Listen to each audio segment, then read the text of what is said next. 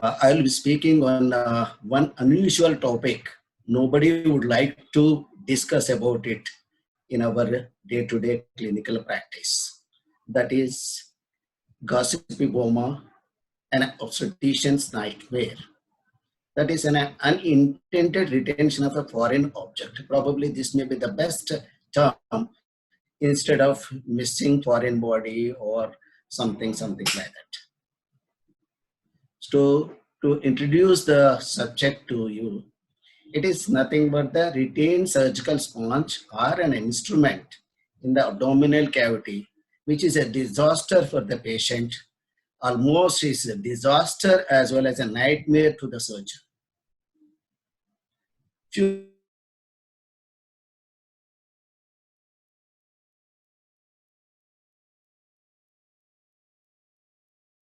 and Shevoli-Boma, a place of concealment. Another alternative word to gossipyboma is textiloma, which combines the word textile, that means cloth, the suffix oma meaning a tumor or a growth. It is very obvious. These retained sponges were first referred to as textilomas. Initially, we used to call them as textilomas, but were renamed as a fancy term, Latin word, gossipyboma in 1978. The first case reported way back in 1884. Everybody believes that, probably leftover sponges may have some symptoms immediate post-operatively. It's a myth.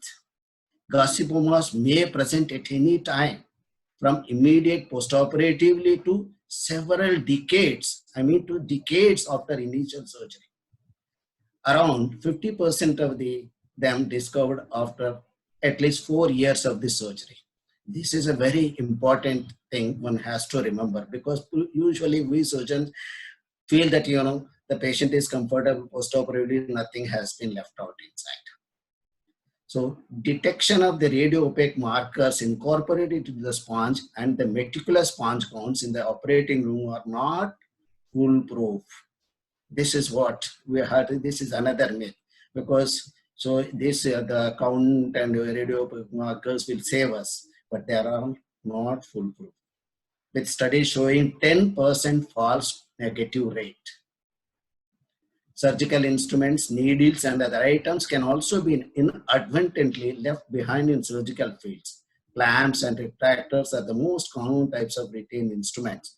But items such as electrodes broken, electrocauteries, snatch pads, drains and pieces, whatnot, have been described in the literature.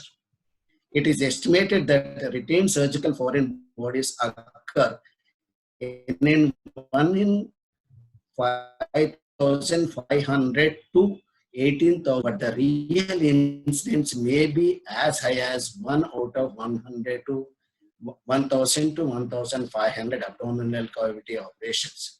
Probably it may be even more during emergency surgeries. Some facts about gossipomas. Gossipomas are surgical sponges that are unintentionally left inside a patient during surgical procedure. They are unavoidable and will continue to occur, as we think, because we are getting more cases very often now and then.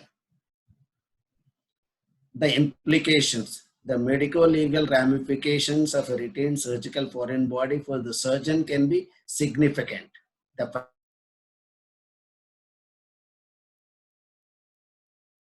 That malpractice has taken place.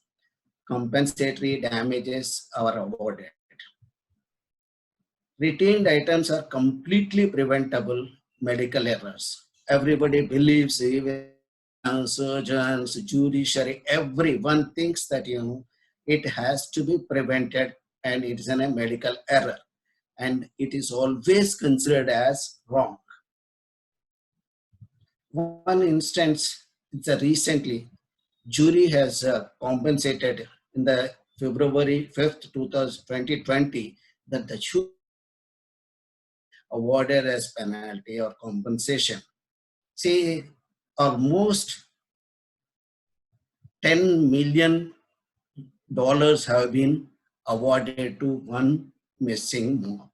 See, it's a very huge amount. So you can go through the slide. I think awarded the patient 1.4 million in compensation for medical expenses, almost 8 million for pain and suffering, and $1 million in a punitive damages, which is very enormous amount. It is alarming and frightening too.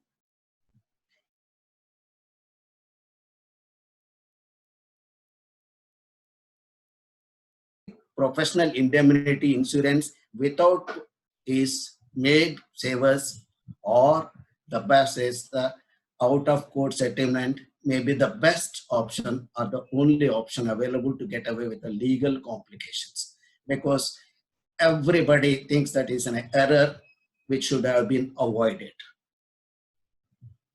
Cases of gossipomoma are grossly underreported in the literature. Yes, it's true. This is due to the fact that it can cause great legal complications to the surgeon, and legal litigation in case of retained sponges usually comes under the legal doctrine of res ipsa liquitor, which means the things speak for themselves. So the surgeon is left defenseless and depressed too. The onus on the second surgeon, I mean to say, is the one who does the removal of the retained sponges, is enormous. He is the one, he is the mediator, whatever we call it as. He is the key person to communicate effectively with the patient and the primary surgeon in order to solve the dispute. Because the second surgeon's role is enormous, because many a times the second surgeons, who is doctors, second surgeons, will not communicate properly to the primary surgeon.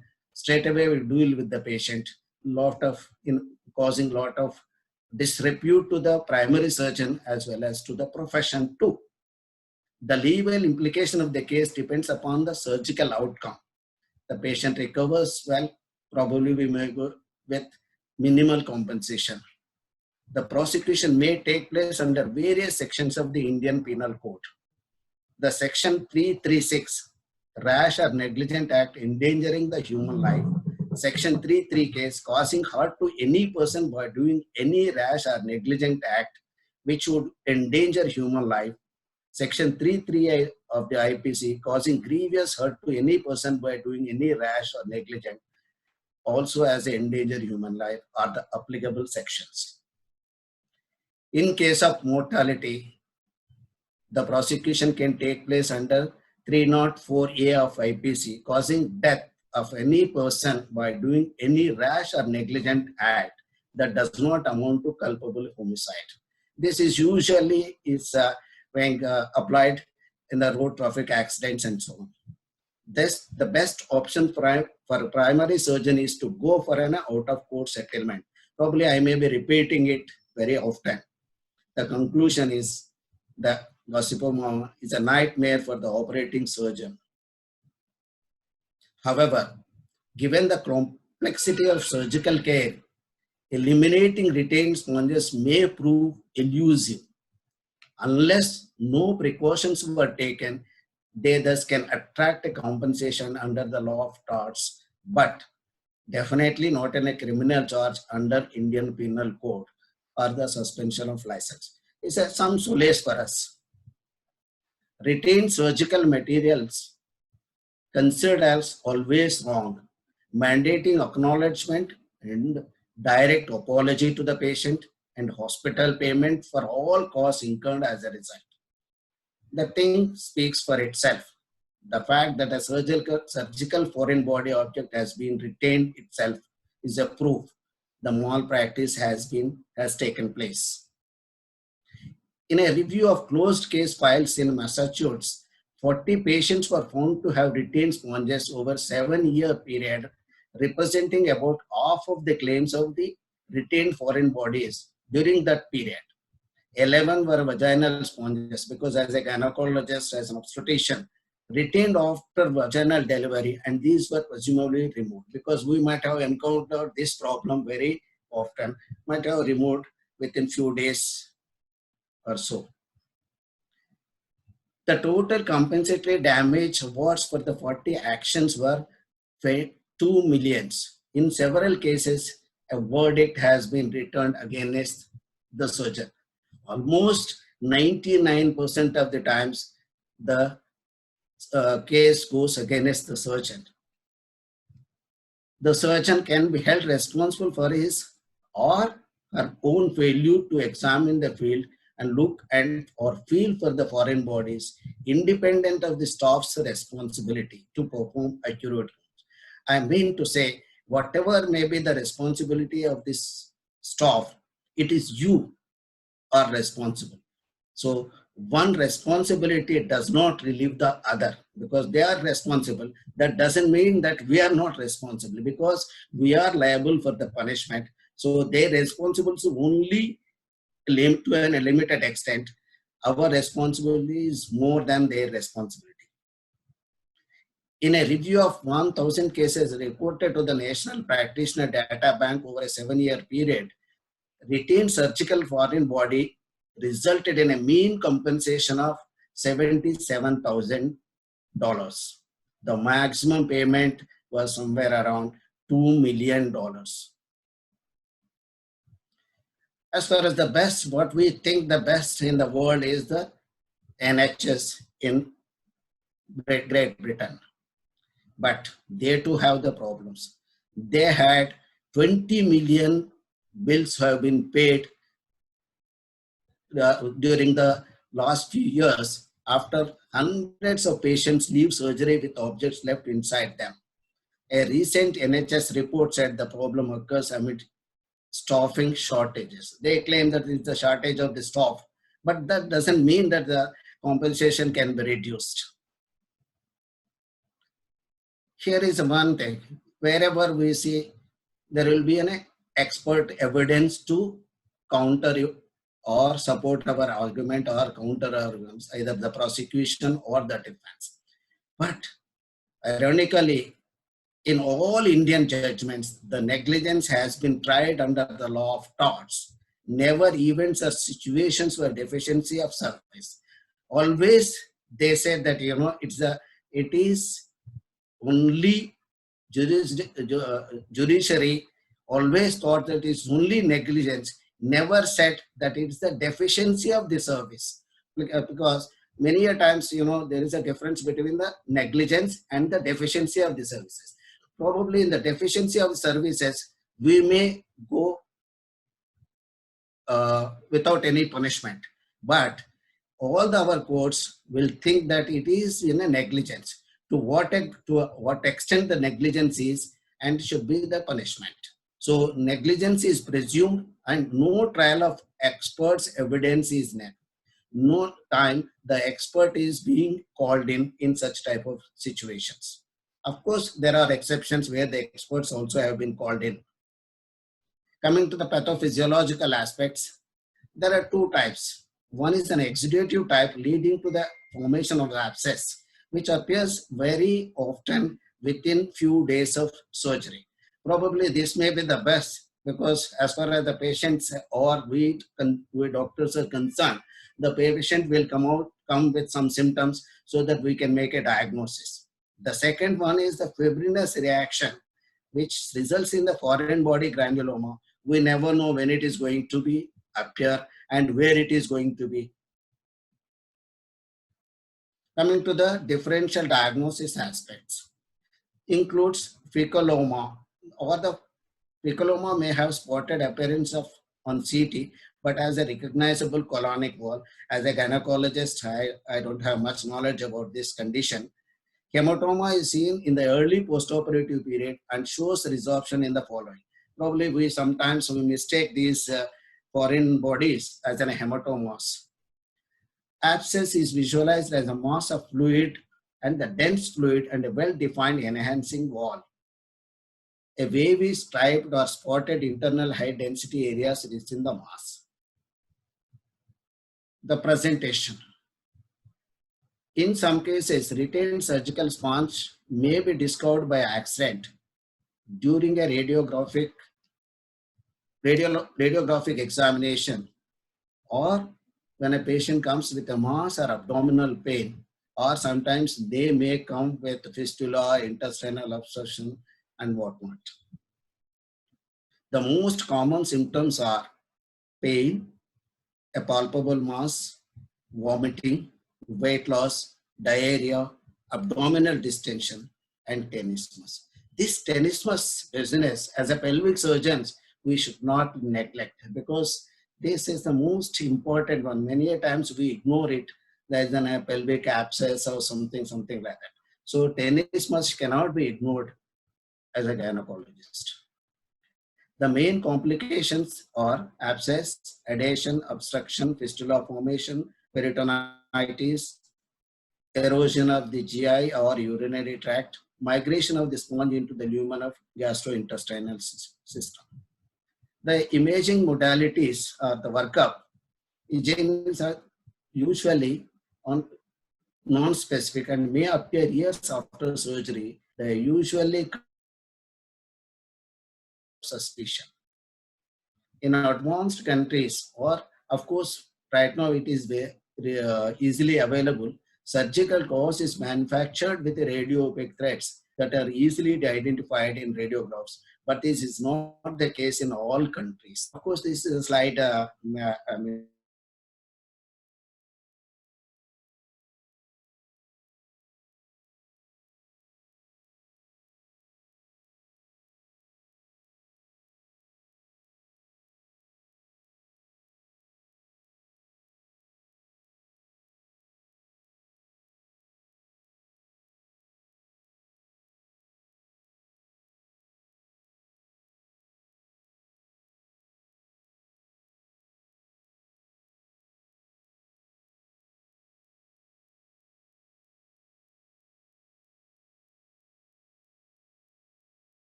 hello.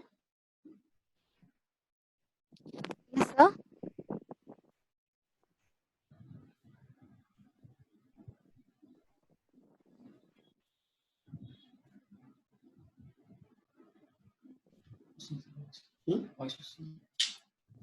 Voice వస్తుంది కానీ ring అవుతుంది. Okay,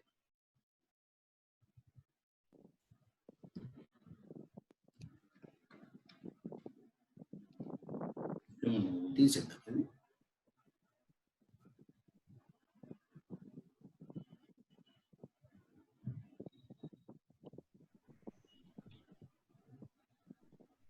Hello.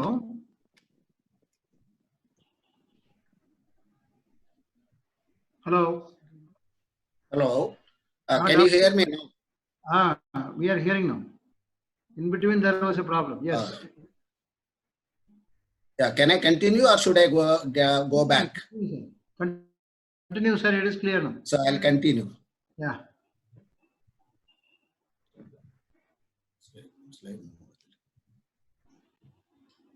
Okay. If the sponge contains a radio opaque marker, the diagnosis is very easy.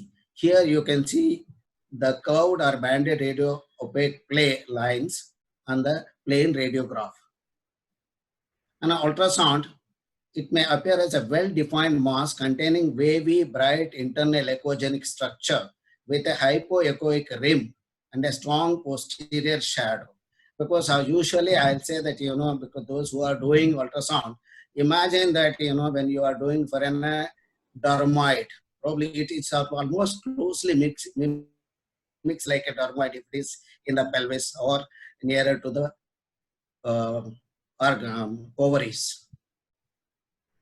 CT scan is a spongiform appearance with gas bubbles and few calcifications here and there or in the surgical sponge. Not only does a foreign body harm the patient, it adds significantly to the average total cost of caring. One more study, the total cost of care related to an left out foreign body is about $1,66,000. This cost includes legal defense and so on and so forth. According to the Sentinel event data, the most common root causes of the leftover foreign bodies to the informed to the Joint Commission or the absence of policies and procedures in the facilities and failure to comply the existing policies and procedures. What it means, the facilities, the hospitals, they are not following the standard protocols. Nowhere it has been documented that they have used and that is the lack of the compliance that has been noted by the Joint Commission. The problems with hierarchy and intimidation, failure in communication with the physicians, failure of staff to communicate relevant patient information, or inadequate or incomplete education of the staff, or some of the other reasons. Occurrence of this unpleasant event was 9 times as likely when an operation was performed on an emergency basis, and 4 times as likely when the procedure changed unexpectedly. Because here it is an emergency. Now that the COVID pandemic is there, everybody is under tension. Probably this may yield more number of mistakes. What are the learning objectives? Make everyone involved to be vigilant about this entity, minimize and avoid this dreaded complication. Few reasons, the same thing has been enumerated here again.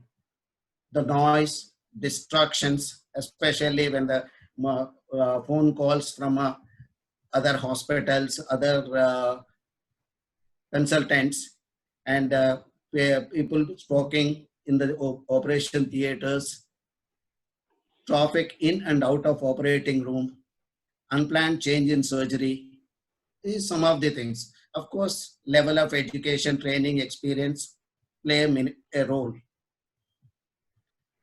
What is the remedy? It's the prevention, nothing but prevention. Prevention is better than cure holds true. That is a dictum what we generally say. But here, prevention is only the cure in the case of gossipoma. Then coming to the count. How far normal count will save us? Gossipomas can be prevented by careful scrutiny of the operative wound at the time of surgery, but meticulous count of materials on sponges at the end of surgery is one thing. Most reported cases occur in the presence of a normal pack count. So one has to remember that it is whenever there is a normal pack count that should not be taken it as a 100% proof. So other precautionary measures have to be backed up. Prevention. Some of the guidelines has been suggested by the Association of Perioperative Registered Nurses and the American College of Surgeons and the Joint Commission for the Prevention of Retained Objects. One is the cavity sweeps and manual counting protocols, both of which are prone to human error. So whenever we put our hand and sweep all over the abdomen and we haven't found anything, presume that there is nothing.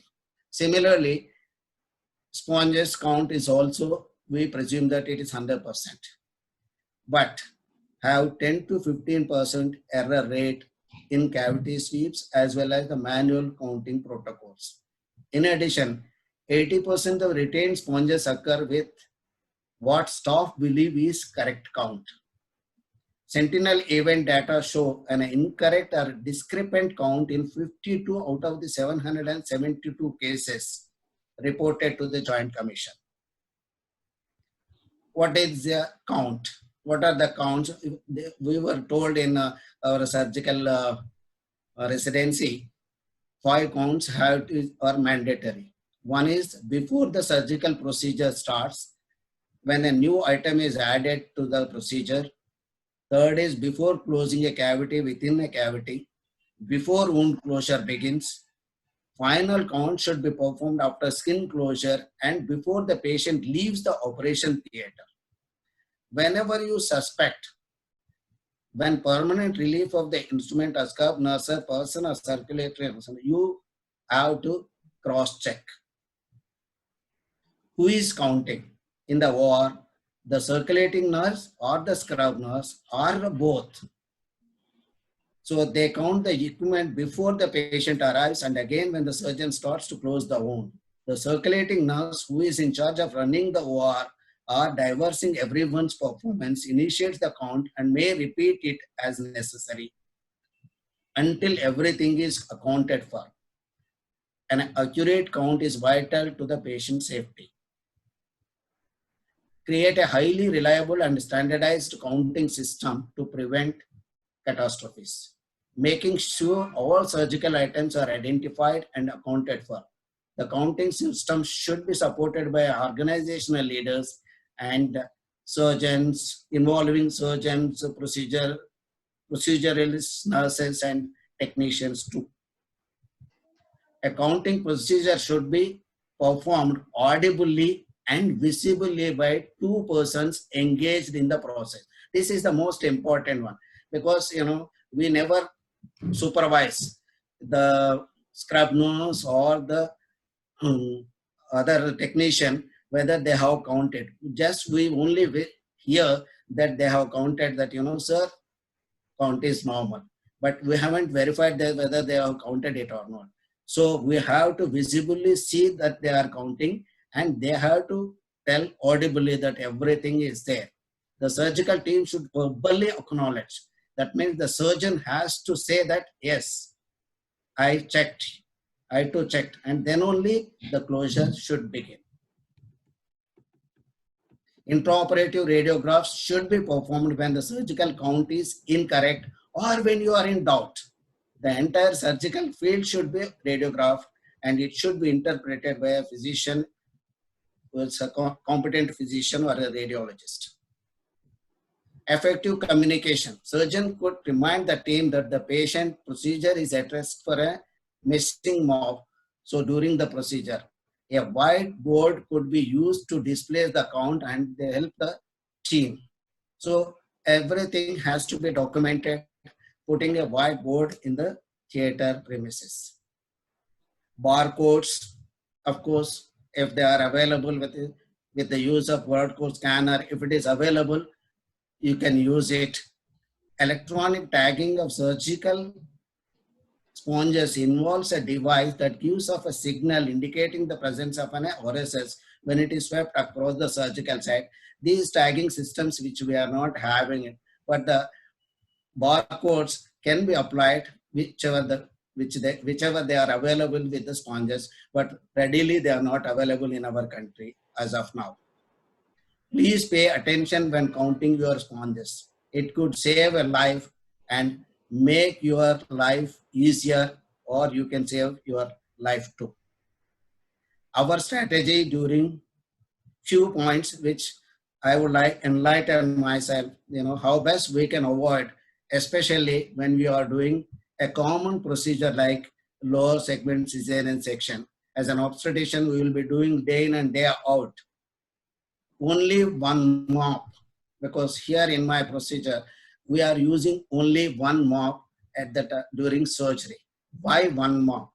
If it is ideal, if you don't use any mops on the table for the cesarean section, but practically it may not be possible, but sometimes it may be possible by using only suction alone.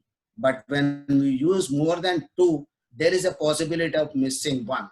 So instead of using 2, 3 or odd number, even number and so on and so forth, better to stick to one. If you use only one, the chances of missing is 0 because we need it till the end of our procedure.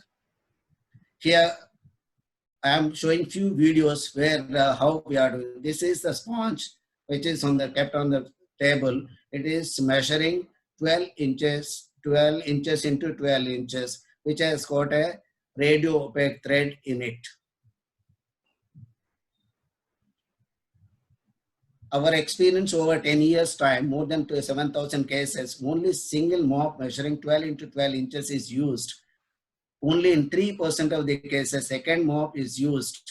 Mop squeezed and reused during the procedure.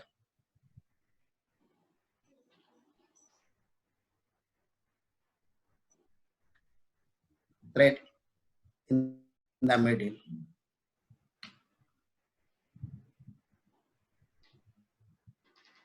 Here it's a case of previous cesarean section where I am excising the scar. It's in a case of breech presentation, cesarean pregnancy with breech presentation. So I haven't brought the mop onto the surgical site. I never use for mopping of the skin wounds while incising the while opening the abdomen to retract the edges of the skin so that the oozing can be minimized, or probably the edges, skin edges or so, the bleeding will stop on its own. Can we go for the next?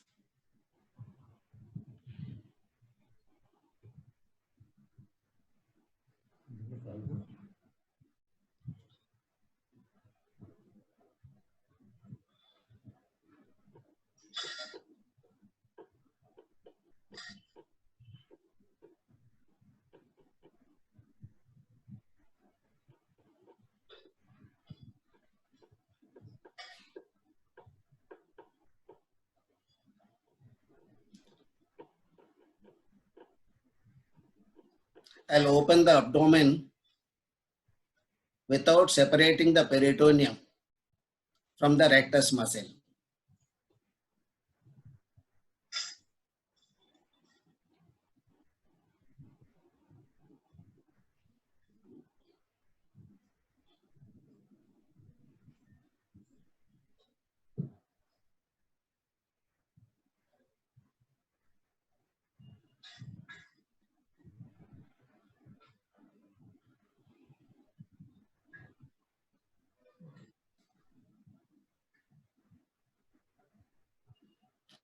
I never put any mops inside the abdomen to rotate the uterus or dextro rotation or so on and so forth.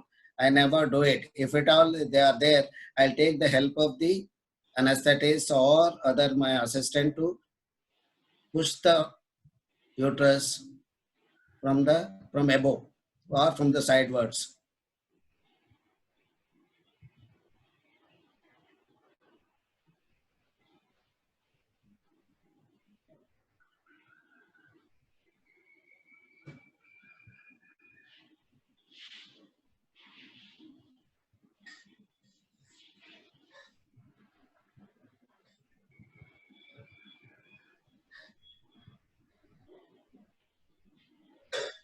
As it is a case of previous cesarean section, always I cut the lower segment with scissors only, without disturbing the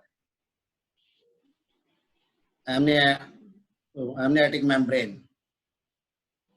So as much as possible, I will extend the incision with scissors.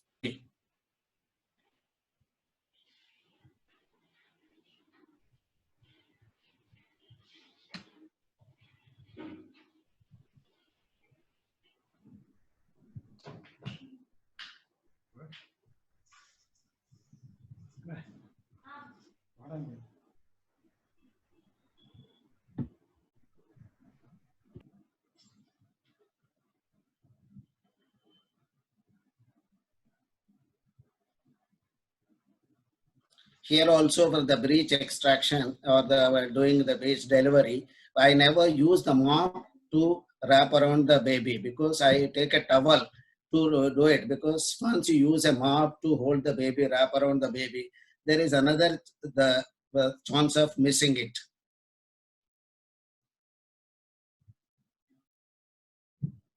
So till now we haven't brought any of the sponge onto the operative site.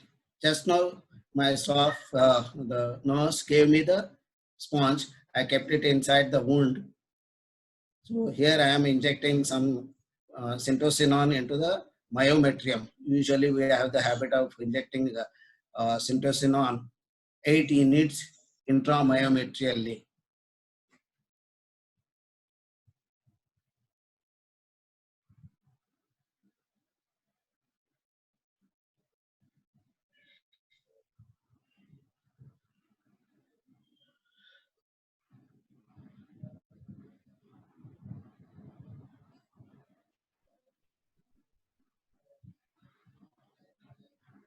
Usually the scrub nurse always squeezes the mop once it has been handed over to her, and she keeps the mop ready for me to use it.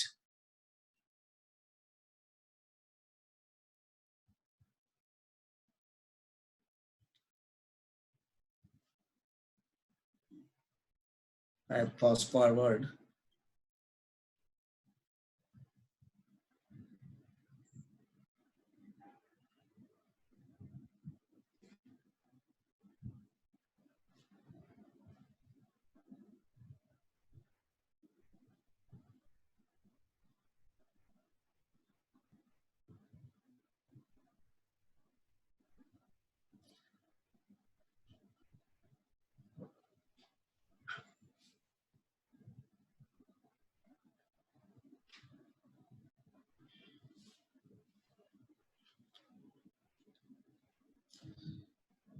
Here, in a previous cesarean section or previous sections, I always suture the uterine wound in 2 layers.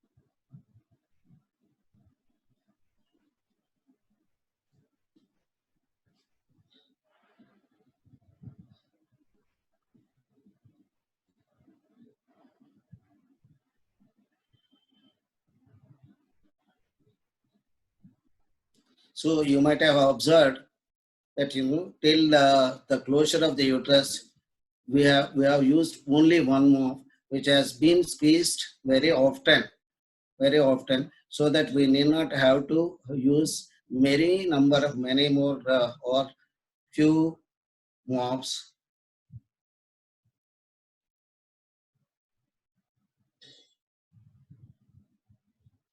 So you can see how she is doing.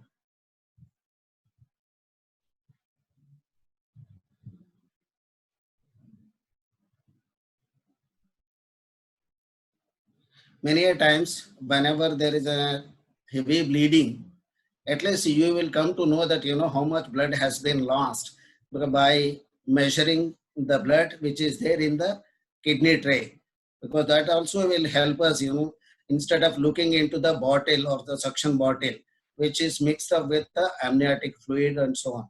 So measurement of the blood loss can be gauged effectively this way. If it is heavy, subjectively we can do it many a times, but sometimes it helps us in assessing objectively also. Here you can see that I am closing the peritoneum with the rectus sheath. I will be taking few fibers of the muscle too, because I haven't separated the posterior peritoneum from the rectus muscle.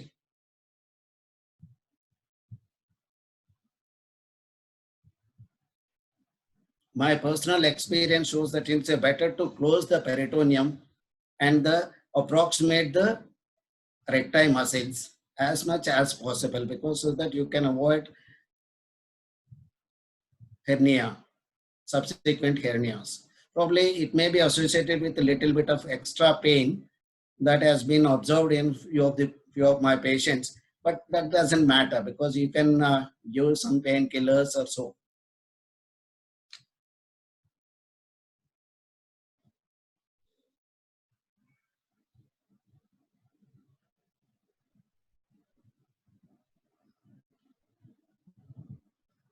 Even I will say that there won't be any dead space underneath the rectus sheath. I'll approximate the muscle to the rectus sheath, anterior rectus sheath.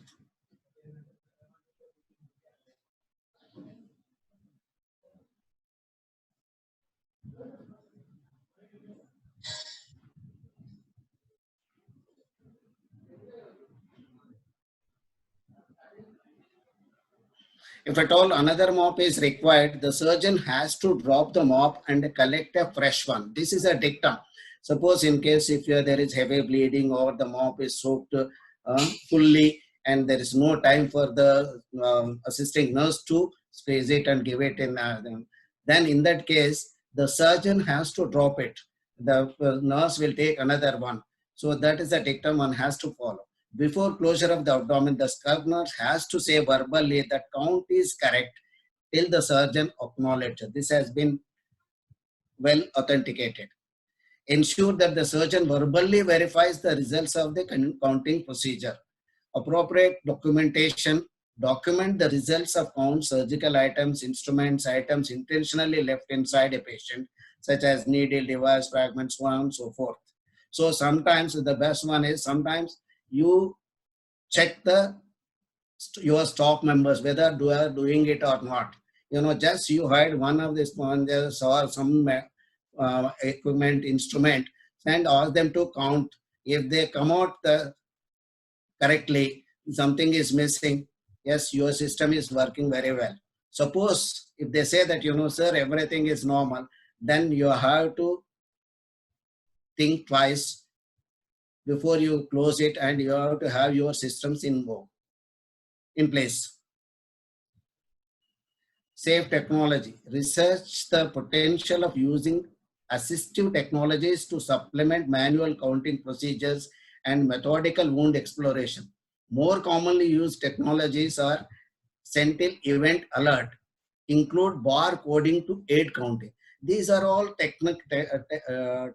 technologically driven ones, but they cannot be implemented, and they may be foolproof, but it's very difficult for us to implement in day-to-day practice. Radio opaque material or radio frequency tags to detect technology enabled soft goods and radio frequency identification system to aid counting and detection.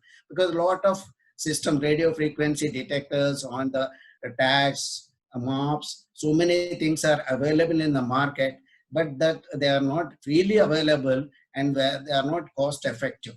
But the procedure which we are following probably may be the easiest and the simplest and the cheapest. Lastly, wound opening and closing procedures should include inspection of instruments for signs of breakage before. Breakage of the instrument, that also has to be checked, because sometimes we may find some broken piece of instrument in the abdominal cavity. That it will go unnoticed. It will happen most of the times, some bit of the Alice forceps tip of the Alice forceps is missing. Then you can find out if it is missing, you can find out there and then itself and take a remedial measures. So all the instruments have to be checked only for the number, but their breakage also has to be checked in. This can and should be done for laparoscopic procedures as well, because many times laparoscopic procedures are associated with the breakage of the tips of the equipment. Empowerment of any member of the operative team to call a closing time out prior to the initial schooling count to allow for an uninterrupted count. So one has to say that, it is perfect. Now you can close, because you have to assign a person, say that, that person says, then only the closure and everything is normal. Till that time, you have to wait. And intraoperative radiographs should be done as and when necessary. Thank you. Thank you very much for patient hearing. Balaji? Sir, this is Dr. Kiran from Shield, sir. Thank you so much for a wonderful presentation. Yeah. I don't have a... Yes, sir. Tell me. Sir, we'll take the questions. Sir, I request the audience to type the questions in the chat box so I can read it to sir. Sir, the first question any questions are there already? Yes, yes, there is one question, sir. The first question is from Dr. Bhairavi, sir. She wants to know, when we do LSCS in post-LSCS case, what are the chances of we missing the retained mob that was missed in the past surgery? Finding chance of we missing retained mob that was missed in the past surgery. Yes, sir. That means what happened, I think I have understood this way, previously she underwent cesarean section, and probably we will be doing second section. When we explore the uterus, explore the abdominal cavity, probably we may find some mass in the abdomen. That may be the one. Suppose if she was asymptomatic, probably you may find one mass. So that every abdominal cavity opening has to be explored completely. Probably we may not be palpating the liver and all other things. At least as far as the gynecology or the obstetricians are concerned, adnexa has to be inspected properly. If not inspected, at least you palpate it by palpating both the adnexal regions and the posterior surface of the uterus will help you to find out some masses. That way you can find out. Thank you, sir. What are the early symptoms and signs of retained foreign body? Early symptom usually the bloating of the very next post-operative day. Many a times you will find there is a distension of the abdomen. Of course, many causes are there, but the earliest and alarming one for us is the distension of the abdomen. And sometimes the delayed appearance of the bowel movements. Because other symptoms like some fever, mild, low grade fever will appear on third or fourth day, but the earliest symptom is usually most of the times is the distension of the abdomen.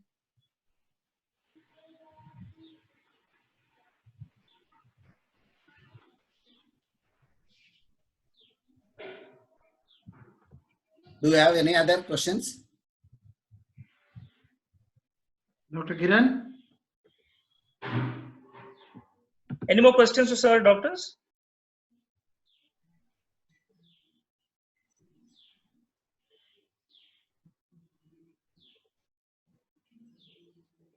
Which is the best? Next question is there, yeah. Yes, sir. Which is the best way to remove it if you have diagnosed? See, it all depends upon the pathology. If it is a granulomatous type, probably you may have to open it. Laparotomy may be required many a times, but there are instances where the laparoscopy has been advised. But the thing is, if you are an experienced laparoscopic surgeon and it's a recent one, probably it may be, you can attempt it. But the 95% of the times, the laparotomy is really required to remove it and to note the other pathology, because removal is not the only solution. You have to rectify the complications like perforation, adhesions, everything has to be corrected. And there may be a infection, localized infection or encapsulated infection in the mob that has to be drained. Sir, there is a request from Dr. Kavita to see the ultrasound pictures again. Okay. See, say ultrasound picture is usually the most of the times is the suspicion is the most important one. there is a mark. See, there is a posterior shadowing. Bijare shadowing is there. And as I told in the beginning itself, when you suspect, as if you are looking at a dermoid, because there is a fluid collection here and there is a shadow throwing. Yeah, you see how the mass is in the center, the mass is there is a shadow throwing. So it's a Bichare type picture. Suppose if it is you have done scan in the second or third or fourth day, probably you may not pick up, because it takes time for the mark to encapsulate, to have some fluid around the mop. Then only you will be able to pick up, because if the gas is there over the mop, the bubble is there over the mop, you may not be able to pick up anything. So ultrasound has got some limitations, because it takes time, at least for 1 or 2 to 3 days for you to pick up, to have some signs. But whereas the CT and other things, they can pick up instantly.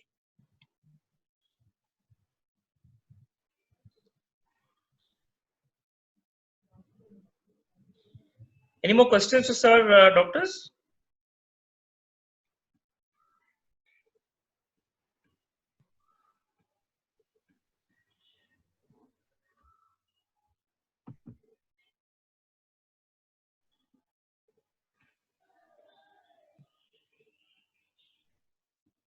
I think there are no questions. Yes, sir. I hope I have communicated very well. I hope I have not frightened you. Sir, actually, thank you so much on behalf of the audience and Shield Healthcare for giving a wonderful, wonderful talk on a topic which is really not covered anywhere. I think it is very interesting learning for everyone.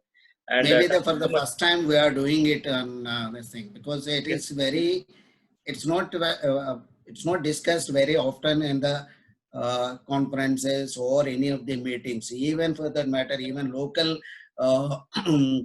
CMEs also we never discuss, even group meetings also, because we will try to avoid ourselves discussing about the unpleasant situation, because we don't want to even discuss with our close friends too. Yes. Sir, Dr. Sridevi has raised her hand. So, Dr. Kiran, can you just help in this? Yeah.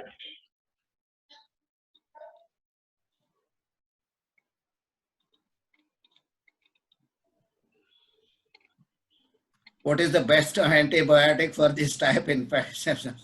See, broad spectrum antibiotics which you are using. See, it's not the antibiotic which we have to, if you have the suspicion, please do the studies, because you have the doubt that there is something is missing and some patient is unpleasant. Before you discharge the patient, investigate thoroughly. At least do radiography, if not CT scan and ultrasound. Confirm yourself that there is nothing inside. Then only you discharge the patient. That is the one which I'll advise. So antibiotics, it's left to you. It's a broad spectrum antibiotics. Hello. Yeah. Yes, Dr. Sridevi, you are audible. Sir, actually, as you told in the previous cesarean section, you will close in 2 layers, no, sir.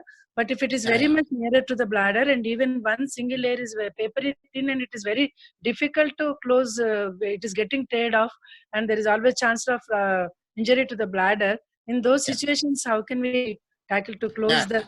In previous cesarean sections, don't reflect the bladder peritoneum. In a previous cesarean sections, don't reflect the bladder peritoneum. Identify the bladder. Please, okay. That's maybe a little bit tricky, but identify the bladder, give your incision, because peritoneum is tougher than the muscle itself. So when you won't open the, reflect the peritoneum, you can do it. Suppose if it is too thin, not able to close in 2 layers, you can do it in 1 layer.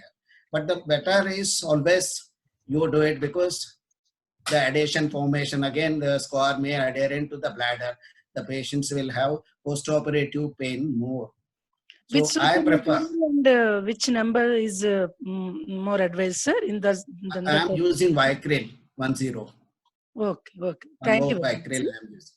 Yeah, I am using thank you. one. Yeah. Thanks a lot, sir. Very informative. We are very much enjoyed your presentation, sir. Thank you.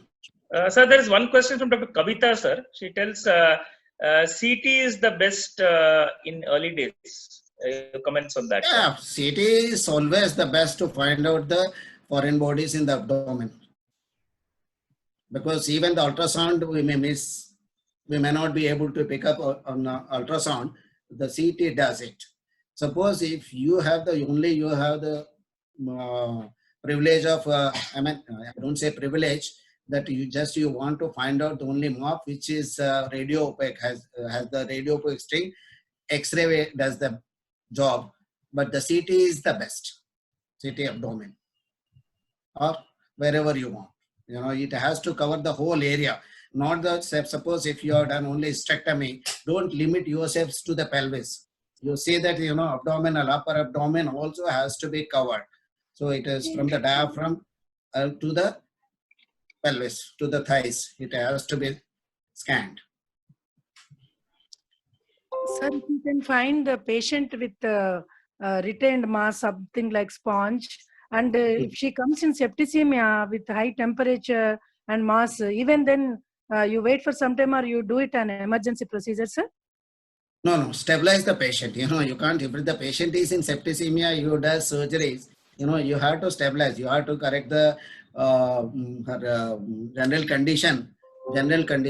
But as early as possible, you have to go for it, because otherwise, unless you remove the source, the patient is not going to recover. Exactly, sir. So all our vitals have to be, because see, probably by subjecting the patient in an unstable condition, which is, she is not fit for surgery, probably we will be endangering her life. So we have to weigh the balance. You are preferring, sir, nowadays? Pardon? Which antibiotics you prefer, sir, among the all higher antibiotics in septicemias and all those? In fact, I am not used to all these higher antibiotics. I am using only Taxim nowadays for 3 days, and it is being supplemented by the gentamicin for all my routine cases. Okay, so double antibiotic along with Taxim, you are Double adding antibiotic. Sometimes I am using. Otherwise, a single antibiotic does the job. Okay, And single is enough, sir. Okay. Thank you very much, sir. Sir, the next question is from Dr. Saumithya Banu, sir. How to avoid thinning of scar in subsequent LSCS? I feel chromic is better than Vicryl. C, chromic scar were thicker than my recent cases. Is it my illusion, sir, or suture material has some effect on the healing, sir?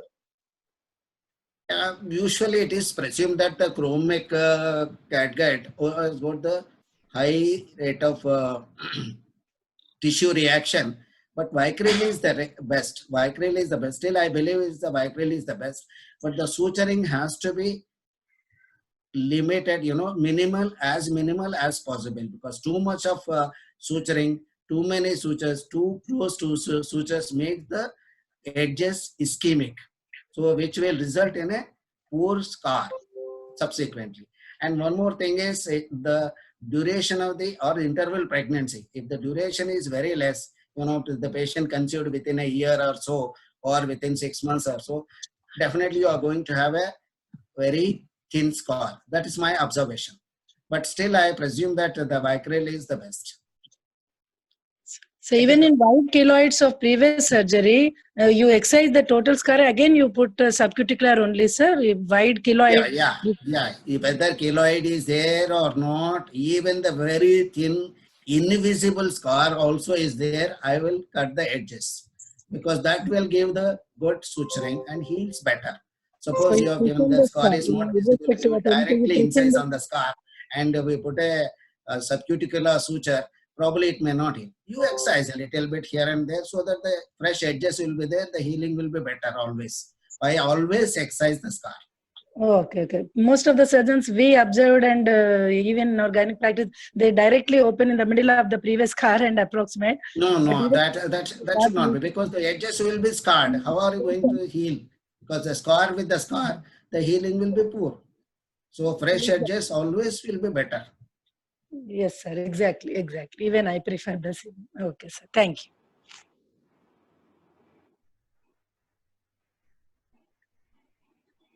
Sir, with your permission, can we share the recording of the video with the audience, sir, if it's okay? Yeah, you can. You can. If they want.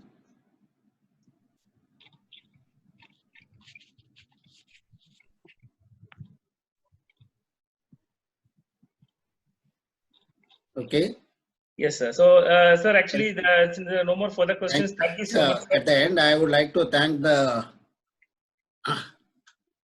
Shield Healthcare for arranging this webinar. Thank you. Thank you so much, sir.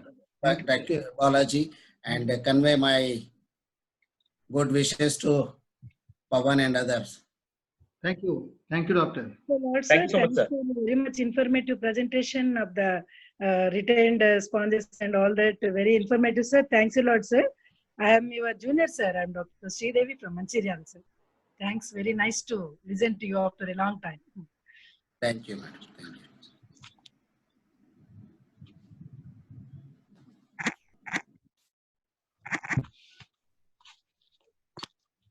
you. Okay.